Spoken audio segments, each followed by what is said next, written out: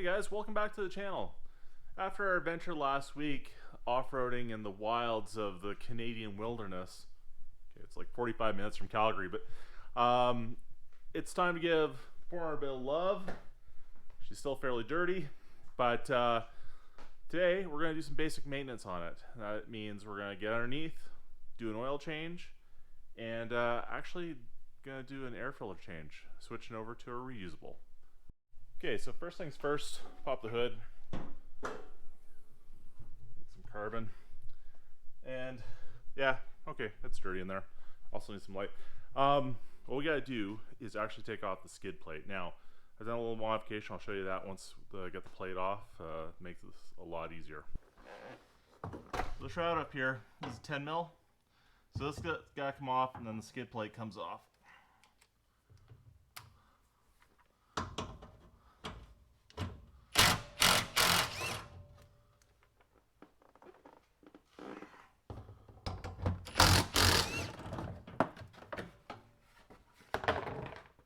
Okay, like most Toyota things, a 12 mil will do you just right.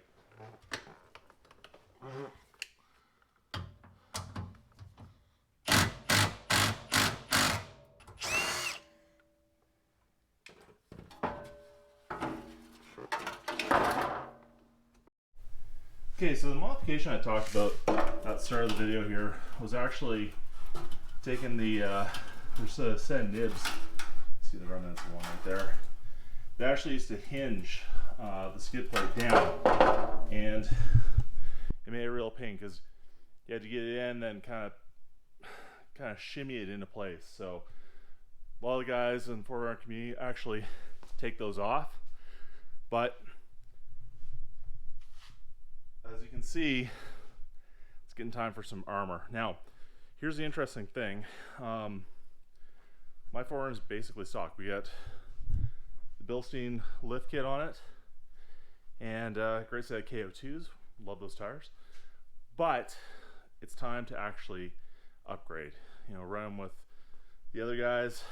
Definitely, we need a little bit more armor, a little bit more capability. So we're going to start a build on this here pretty soon. One of the first things we're going to do is actually tackle the roof rack. So that's a future video. It's going to be pretty cool, actually. Fairly custom, but I'll take you guys through that. Anyways, until then, let's get this oil change done, and then we'll do the filter. Okay, so the filters on 4Runners, let me get a better light here, are actually this cartridge style. So you need put the wrench in there, take off the canister. There's a whole procedure to do it, and change out the filter. Once you do that, should be pretty easy. Before we drain the filter, we actually need to drain the oil pan. So 2 12mm bolts, and we'll drain the oil pan. Okay, let's see how much oil I can not get on myself this time. And feels like it's in a good spot. Drain plug's almost out. Feeling it. 1, 2, 3. Ah. Hey, that's not too bad. Well, way more messy than that. Okay, so the oil's almost all drained out, so now we gotta set our torque value for the drain plug. 80? No, that's way too much. Let's go a long way around here. 30. So 30 foot-pounds. Foot-pounds confirmed. 14mm socket. New drain plug washer. And we go. Okay, so 30 foot-pounds.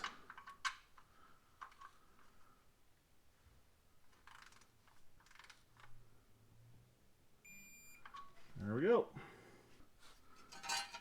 Put the cover back on.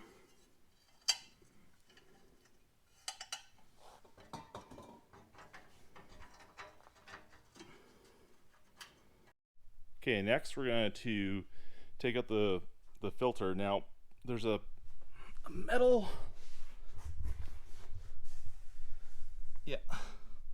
metal big washer nut, and then you shove this thing up in there. It's a removal tool. it'll drain the filter and pull out the O-ring. They just have O-ring replacements in the kit, so that's what we're doing next. Now that the filter is drained, you need one of these. This is an actual removal tool. I think it's 64 millimeter. I got this at Auto Value Princess, or sorry, not Princess Auto, Part Source here in Canada. So I'm sure O'Reilly's or whoever would have that.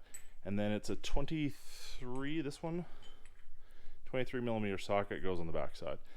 That's how you remove the cap that actually contains the oil filter. Okay, so to remove the drain plug, it's a 3/8 inch drive.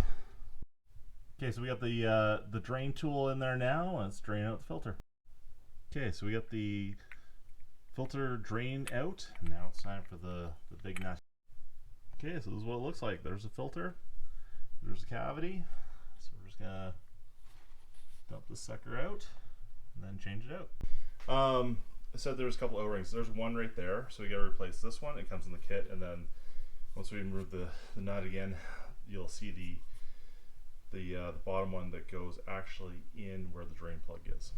But this is pretty dirty, so we're gonna clean this up with some brake clean on the outside and just wipe it all down.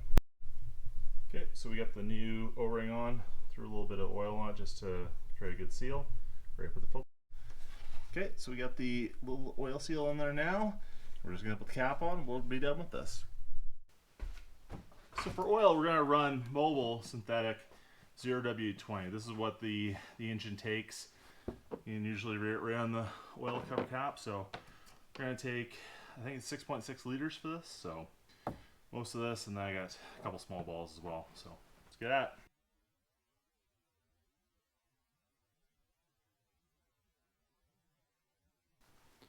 Okay, we got the oil all in the truck now. Check the dipstick, levels look awesome. So that's done, and there's no leaks underneath, so must have done something right. The next thing we're going to do is actually change the panel air filter in the stock air box. Now, many of you may ask, why am I bothering to change that? We're actually going to go to a K&N versus a cone, or some kind of like high performance intake, and kind of the plan is down the road to put a snorkel on this truck. So I kind of want to keep the stock air box. I think it's a decent one, but let's take a look at that old filter now.